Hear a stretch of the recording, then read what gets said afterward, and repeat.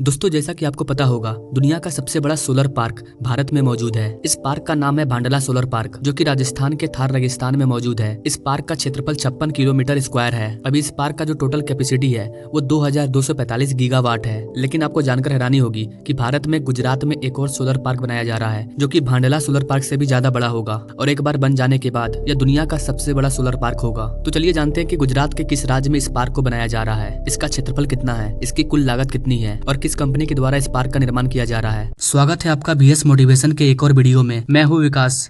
दरअसल दोस्तों, हम जिस सोलर पार्क की बात कर रहे हैं उसका नाम है खावड़ा रिन्यूएबल एनर्जी पार्क, जो कि गुजरात के कच्छ जिले में बनाया जा रहा है। आपको बता दें गाइस कि आज से 3 साल पहले 15 दिसंबर 2020 को प्राइम मिनिस्टर मोदी ने इस पार्क का शिलान्यास किया था। इसके साथ उन्होंने packaging plant, automatic milk processing plant, इन सभी परियोजनाओं का शिलान्यास किया था। साल 2020 में जब खावड़ा एनर्जी पार्क को लॉन्च किया गया था तो 2025 तक इसे पूरा करने का टारगेट रखा गया था और अब इसका 3 साल पूरा हो चुका है। इस पार्क का टोटल एरिया 726 वर्ग किलोमीटर है, यानी कि आकार में यह पूरे सिंगापुर देश के बराबर होगा। आप सोच कर देखिए गाइस, जितना बड़ा सिंगापुर है उतना बड़ा में हम इस पार्क का निर्माण कर रहे हैं, जिससे लोगों के घरों में बिजली मिलेगी, वो भी रिन्यूएबल एनर्जी, जिसमें कोई कार्बन इमिशन नहीं होगा। और इसीलिए कहा जा रहा है कि पूरी तरह से तैयार होने के बाद ये सोलर पार्क अंतरिक्ष से भी देखा जा सकता है। एक रिपोर्ट के अकॉर्डिंग लगभग 4000 कर्मचारी और 500 इंजीनियर इस प्रोजेक्ट को कंप्लीट करने के लिए लगातार काम कर रहे हैं। इस सोलर पार्क की टोटल कैपेसिटी 30 गीगावाट की होगी, जिससे 1 करोड़ 80 लाख भारतीय घरों में बिजली मिलेगी। भारत सरकार का अनुमान है कि इसकी लागत कम से कम 2.26 अरब डॉलर होगी। जी हाँ गाइस, बिलियन डॉलर। गुजरात का कच्छ डिस्ट्रिक्ट, जहाँ की सोलर पार्क का निर्माण किया जा रहा है, यह क्षेत्रफल में डेनमार्क देश जितना बड़ा है और 45,000 किलोमीटर स्क्वायर एरिया के साथ ये भारत का सबसे बड़ा जिला भी है। आपको बता दें गाइस कि इस सोलर पार्क का निर्माण अडानी ग्रीन एनर्जी लिमिटेड के द्वारा किया जा रहा है। अगर इसकी लेटेस्ट अपडेट की बात करें तो अभी कंस्ट्रक्शन साइट पर मजदूर खंबे लगा रहे हैं, जिन पर सोलर पैनल लगाया जाएगा। कुछ वर्कर्स बड़े बड़े विंड टर्बाइन को इंस्टॉल करने में लगे हैं। वे ट्रांसपोर्टेशन, सब स्टेशन का निर्माण और अंडरग्राउंड वायरिंग के काम में लगे हैं। अडानी ग्रुप के मैनेजिंग डायरेक्टर विनीत जैन ने कहा कि यह काम इतना आसान नहीं है, क्योंकि यहाँ रहने को जगह नहीं है।